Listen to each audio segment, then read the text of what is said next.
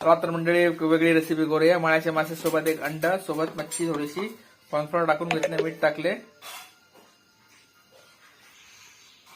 आलं लसूण पेस्ट टाकलेली आहे, मसाला, गरम मसाला आणि चाट मसाला थोडासा, लिंबू एक पिळून घेऊया, पटापटा लिंबूचा रस काढूया,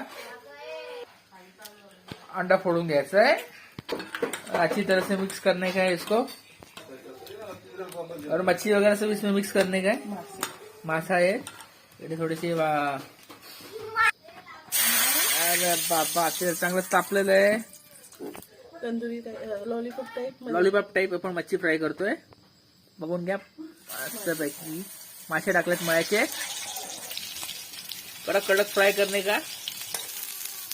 छानपैकी कडक कडक फ्राय झालेले आपले मळ्याचे मासे.